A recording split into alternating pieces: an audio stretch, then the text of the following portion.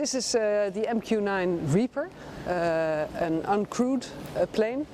We are here in Leeuwarden in the north of the Netherlands, and the other planes are in Romania, flying there for the Netherlands, for NATO, and also to get the best possible picture of the situation, of course also on the Black Sea and the border with Ukraine.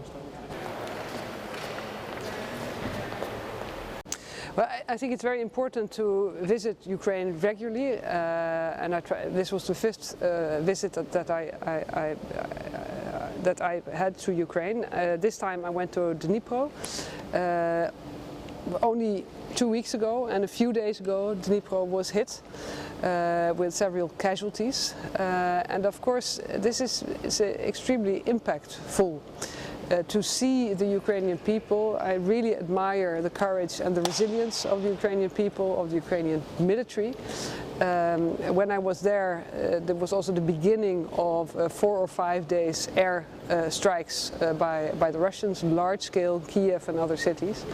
And that is the reality in Ukraine these days. And I think it's important to bring that back to the Netherlands, to show the people what this war really is about, and also why Ukraine so desperately needs more ammunition, more air defense, because this Russian aggression is ongoing and increasing. The war is fought by Ukraine, but the war is about freedom, democracy, rule of law, and not giving in to illegal aggression. And that is why we are also committed to supporting Ukraine, and that is why we're doing everything we can to get the ammunition there, especially the 155 millimeters, as soon as we can. We're working very hard on that. We're very much aware on how the pain at the front, now that there is not enough ammunition, but I think we will get there. And of course I understand also the importance of air defense, because Russia has been able to use large numbers of missiles, drones and also aerial bombs that Ukraine has to protect its cities, its citizens and its critical infrastructure from.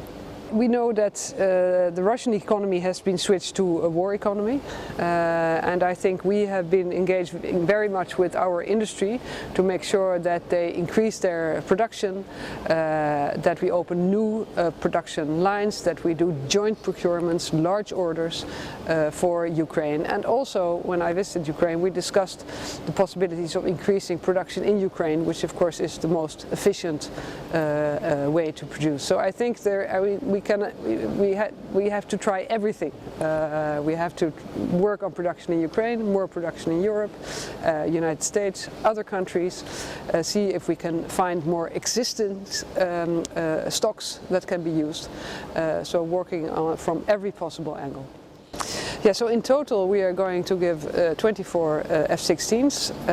They will be transferred to Ukraine as soon as everything is in place and ready, so that depends on the training of the Ukrainian pilots and maintenance technicians and the infrastructure. Of course, it's a joint effort with Ukraine, but also with Denmark and the United States and other countries. It's difficult, it's complex, but we will get there. And in the coalition, we hope that from this summer we will be able to start delivering the F-16s, first the Danish and then afterwards the Dutch.